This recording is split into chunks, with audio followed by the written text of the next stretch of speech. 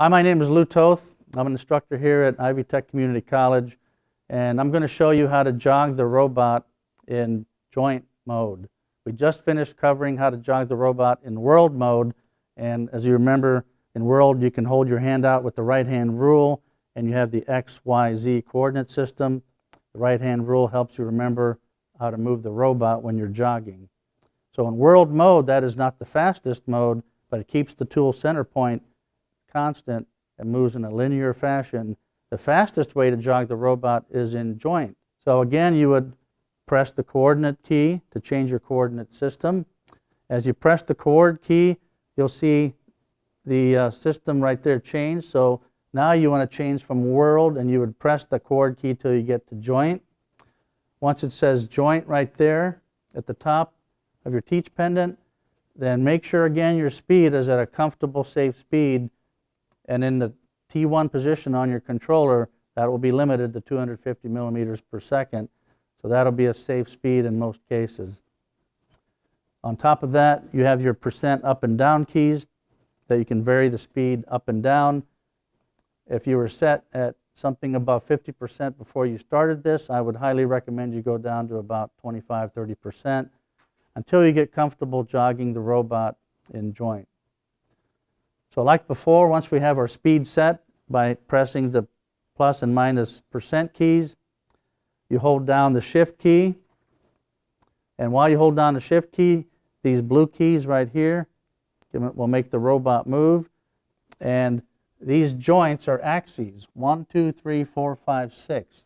So in joint, you're moving individual axes of the robot. In world, you're moving the entire robot as it's moving and keeping that tool center point the same. But in joint, you're moving just a particular joint, a particular axis, and nothing more. So that it's a faster move, but it may not keep your tool center point in the right orientation.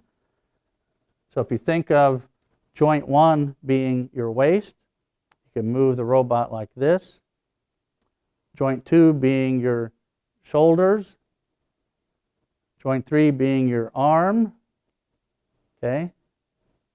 And then 4, 5, and 6 would be your wrist in, I think it's yaw, pitch, and roll. So that's how these 6 axes work in joint mode.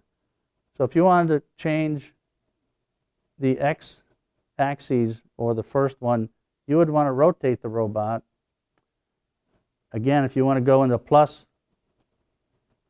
you would press and hold the shift key and press and hold the X plus X key, and you will rotate the joint number 1 at that desired speed. And when you reach the desired location, release the plus X key, and the robot will stop on axis 1. If you want to move it the opposite way, then press the shift key and hold down the minus X key, and you will move joint 1 or axis 1 in the opposite direction. Now if you want to change or move a different axis, we'll try the Y key. And again, these will move individual joints as opposed to in the world mode, which we just looked at a few minutes ago. With the same key held down, with the shift key held down, you can press the plus and minus Y keys, and now the robot will move forward or backwards as long as you're holding down those keys. So again, these are axes 1, 2, 3, 4, 5, and 6.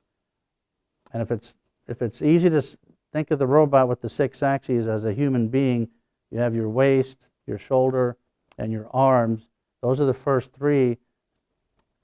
1, 2, 3, and then your last 3 right here, 4, 5, and 6, will be your yaw, pitch, and roll for where your tool is going to be oriented.